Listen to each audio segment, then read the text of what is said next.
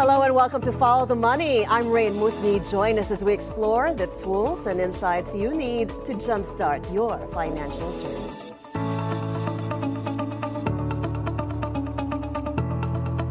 The U.S. has paused its tariffs for most of the world except for the 145% tariffs on China, but only for 90 days. Here at home, the Bangko Sentral of Pilipinas has slashed interest rates for the fourth time since August as inflation cools to its lowest level in 5 years.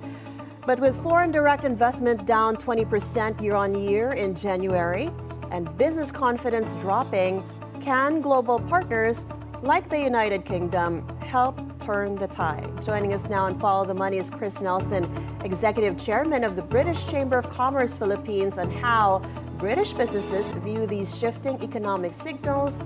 What comes next? Good to see you again, Chris. Thank you so much and welcome to Follow the Money. Great pleasure to be here. Very nice to see you again, Ray. All right, fresh off the presses, we have China retaliating with reciprocal tariffs of 125%, so total 125% against the U.S. You know, it's a tit for tat going on. How do you feel, this is going to affect global trade?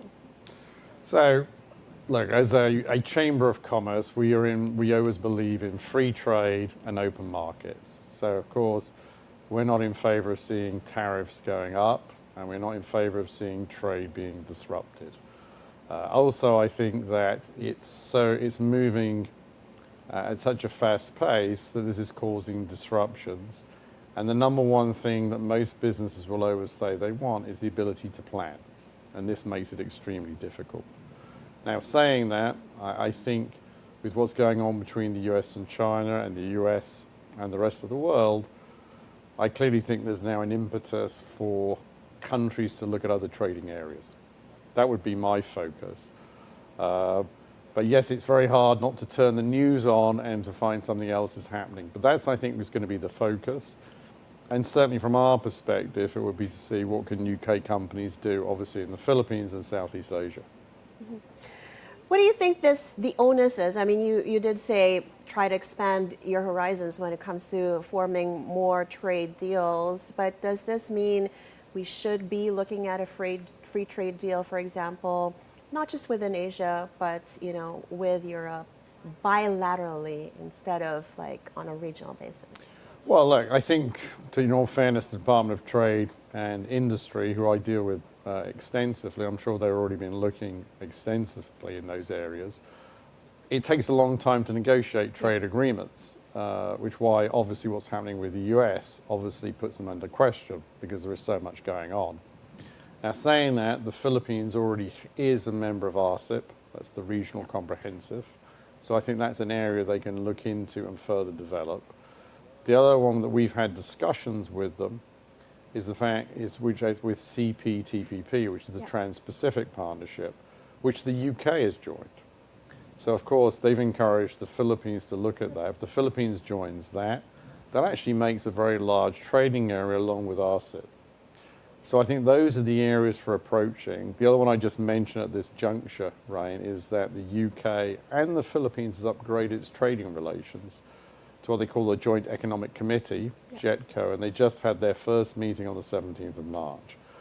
So, as I said, I think this will give a lot of impetus, a lot of focus to look at these trading arrangements at the same time as actually seeing what they can do, because countries will need to diversify and obviously build, because reliability is critical in trading relations. Was there anything solidified at the JETCO meeting? Or what is the schedule moving forward? So JETCO is an upgrade. It shows that the relationship between the two countries is growing even closer. It's already very close. The trading relationship is the 60th largest for the UK. Trade overall is 2.9 billion. We'd like to see it much higher, of course.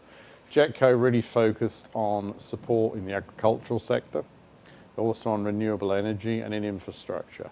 So I think what JETCO does, it sets a framework, and from that, let's see how British investment and businesses can come here. There will be further meetings, and as I said before, I think it's just the start. And clearly, with the background of tariffs, there's an even greater incentive for both sides to actually move even faster. We'll go through one of those sectors one by one in the next part of the show, but for now, another major piece of news was, of course, the Bangko Sentral ng Pilipinas cutting rates to 5.5%. But we have inflation also to a years-long low, 1.8%. Is this do British investors, businessmen see this as a green light to expand in the Philippines? I think it's a very good signal.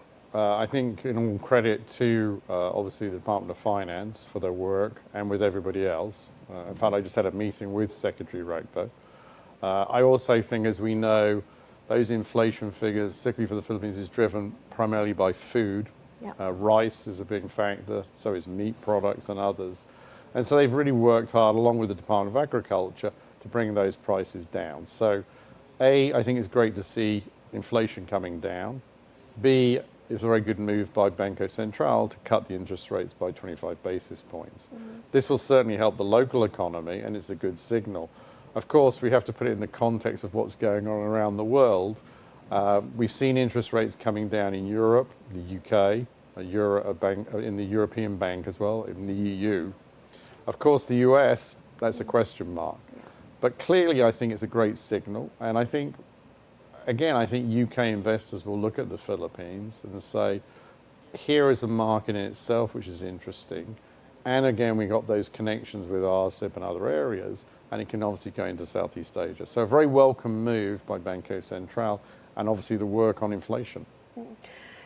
That interest from investors from around the world does not seem to be reflected so much, especially when you look at FDIs, foreign direct investments, still 20% lower than January last year, 85% lower back in December.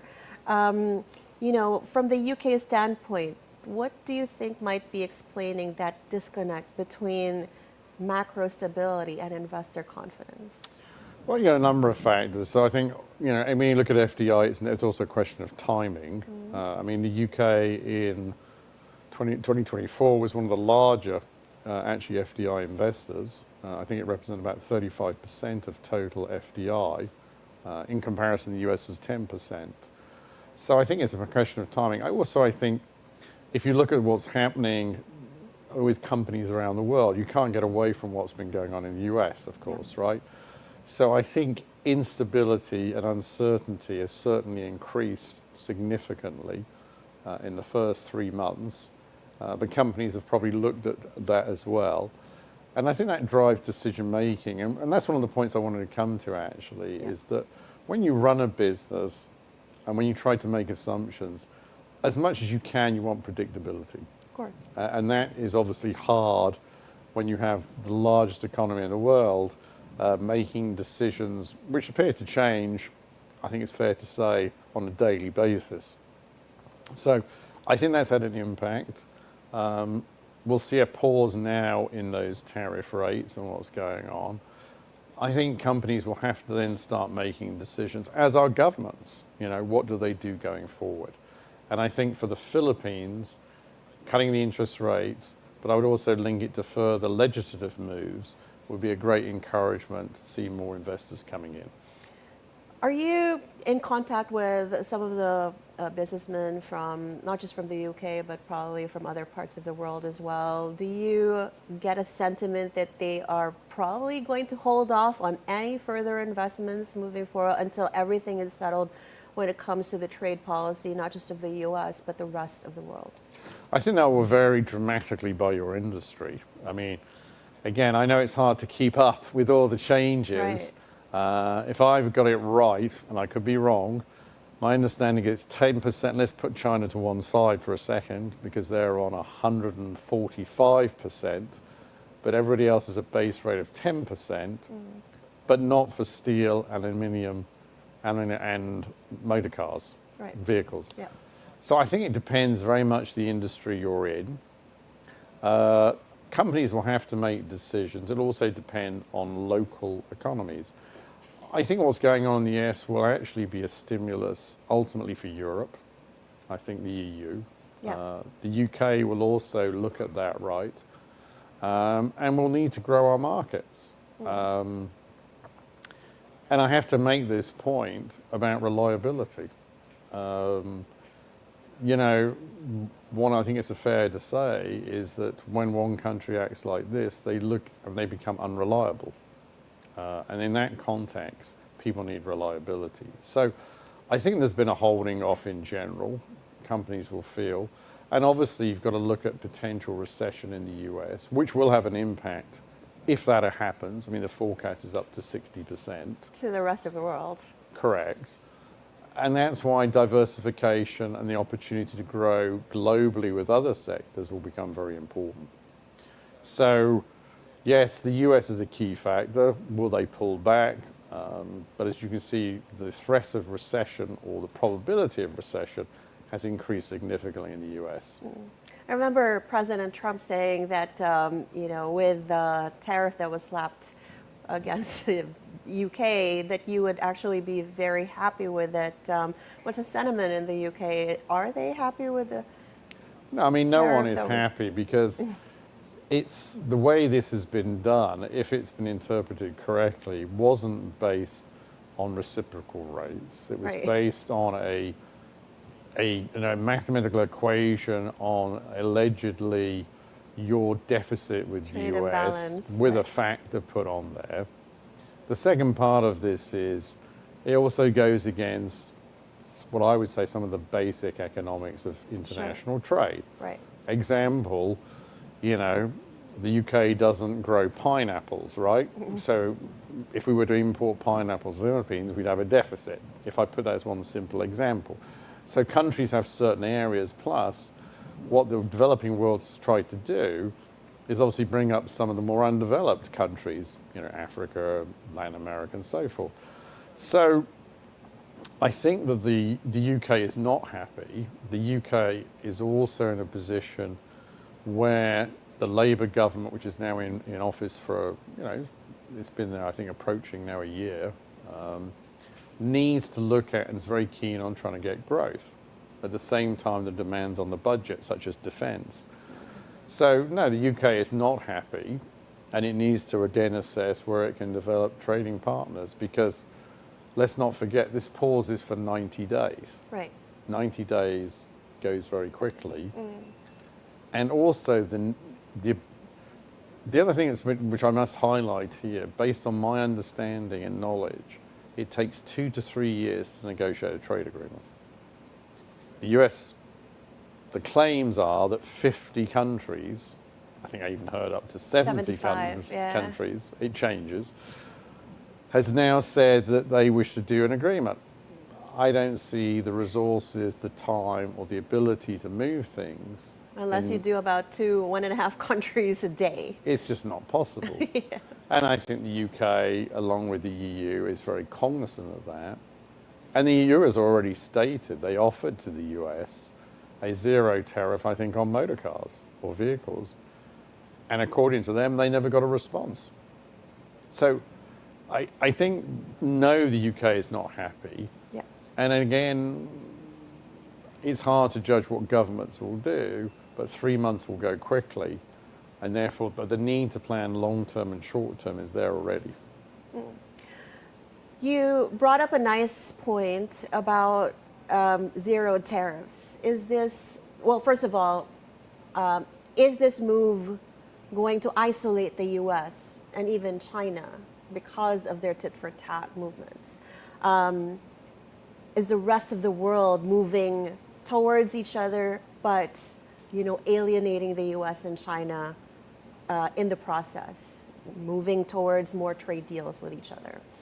That's number one. And second,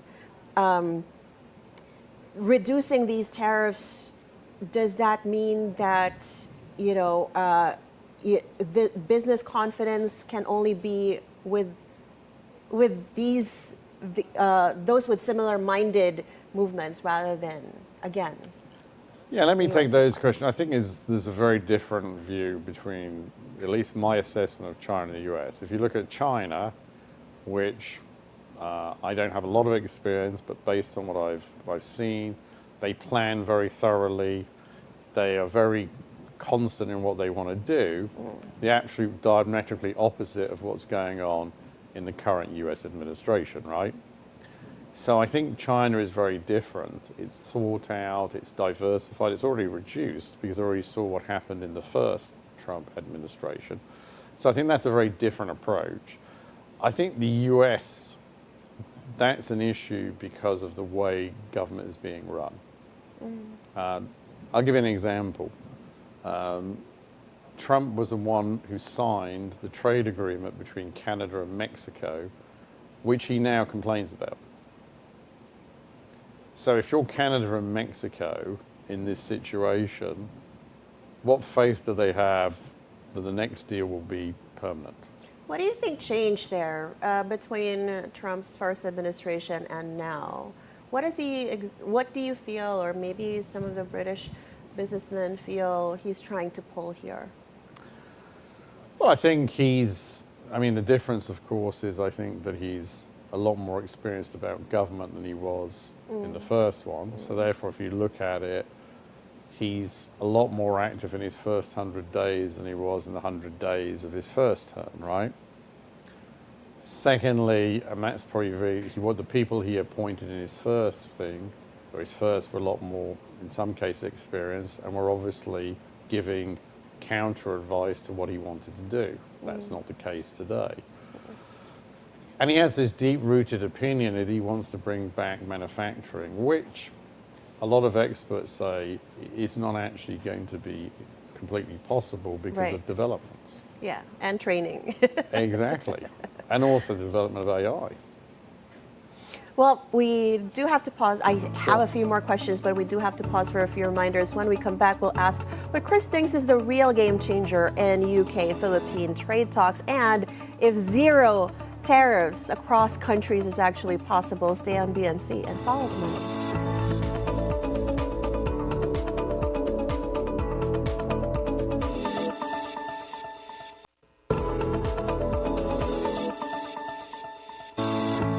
Welcome back to Follow the Money. We're still with the BCCP's Chris Nelson. Chris, UK-Philippine trade volume dropped 2% last year.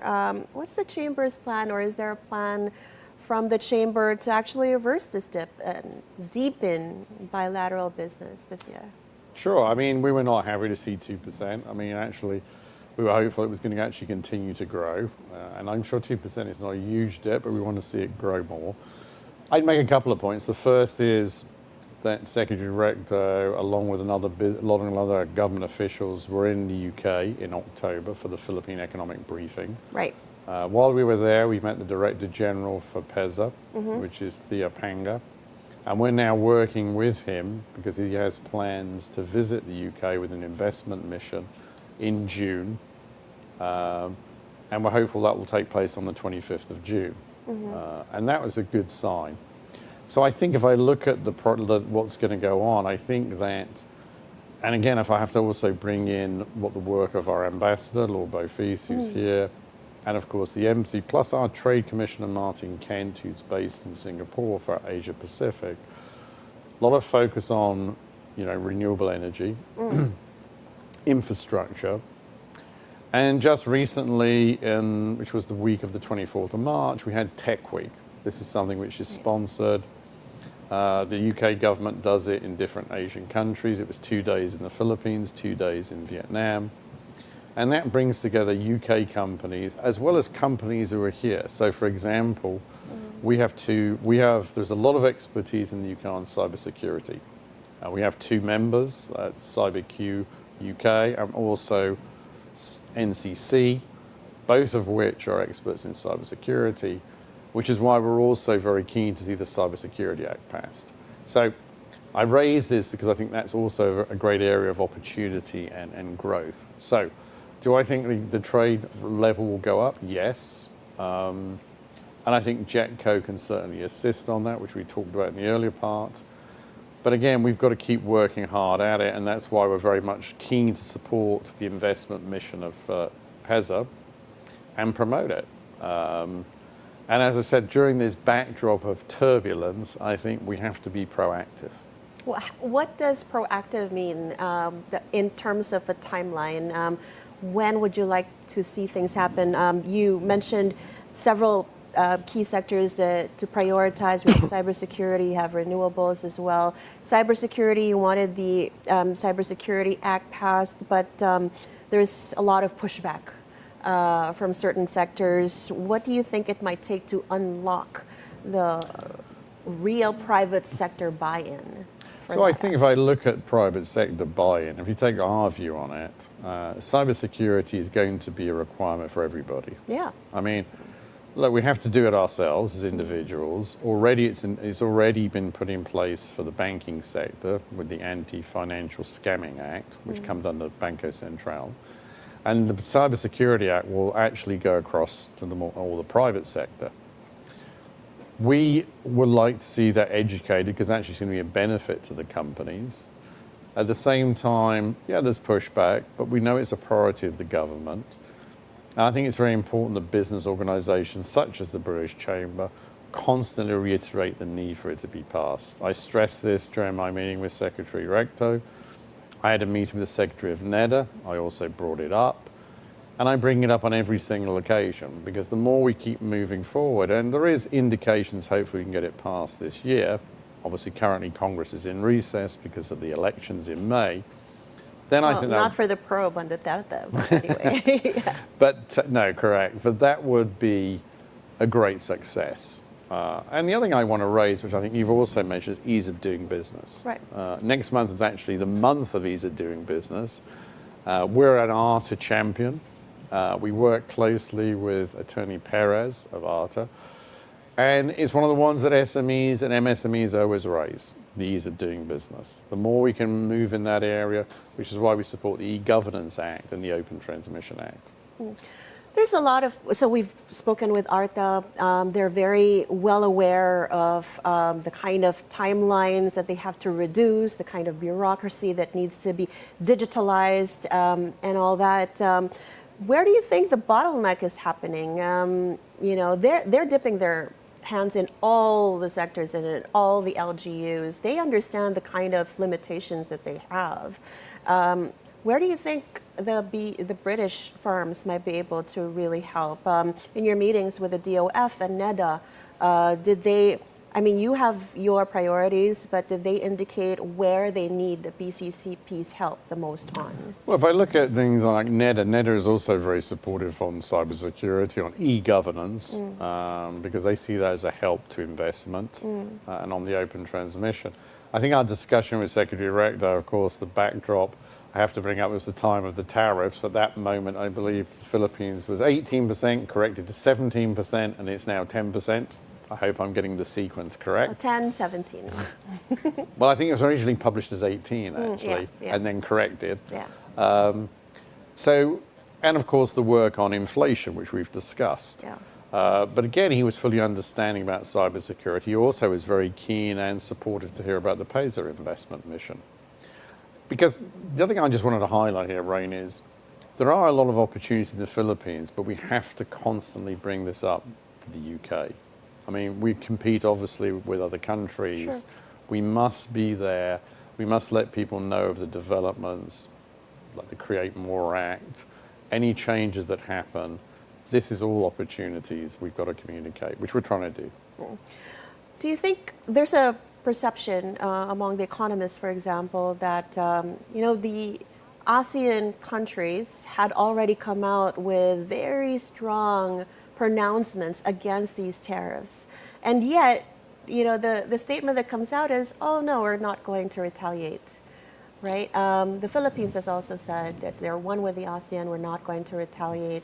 But what does being prepared against these tariffs really look like? So apart from making sure that we expand our horizons, making sure that we form more and better linkages, do you feel that the Philippines is behind on the curve? Well, let me talk about how countries, sectors have reacted. Obviously, China was very clear, and that's why, as we've discussed, they have put the US at 125 and they're at 145. Yeah. At those levels, you have to assume that the trading between the two countries will go down by at least 80 to 90% as an estimate. By the way, I've also seen analysis that China had already started to diversify. It's about 2% of its exports to the US. So they've already been planning or trying to plan, right? Not wanting to happen, but they had to have those contingencies in place. And they've been very firm. The EU has already prepared its retaliatory moves, Yeah. but has said it will pause it during these 90 days. I think the EU is frankly bemused, if I use that word, because they've made an offer, but nobody actually came and discussed with them. And I think the other thing I wanted to raise was this issue over timing and the ability to actually discuss this. Trade is a very complex and detailed subject, and that requires a lot of time and effort. Right. And that's why this whole thing is going to be extremely difficult to achieve, right? Now, coming back to the Philippines, I think the Philippines, as we've discussed earlier on, has to look at what other trading opportunities it has.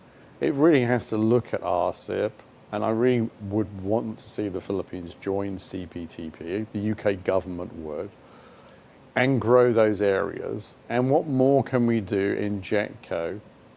The other thing I would just raise at this juncture is that after we left Brexit, we had Brexit, we left the EU, initially we traded under the same arrangements that we had at that time, as like a holdover, which was called General Sales Tariff, GSP+. Yeah. Now, we have the developing countries tariffs, which actually makes a lot of the Philippine exports to the UK tariff-free. So I think that could actually be developed even more. Is it being communicated? What is the opportunity? So there is a lot that can be done. And again, a question of time and effort, because I'm sure the Department of Trade and Industry is extremely busy at the moment, along with a lot of other government departments. But to me, this is an opportunity for the Philippines and the UK.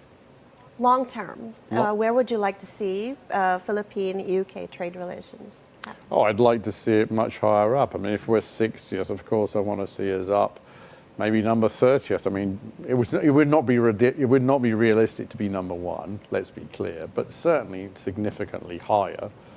And I really want the Philippines to be perceived by UK companies not just as, it's an important market in its own right, but as a gateway to Southeast Asia.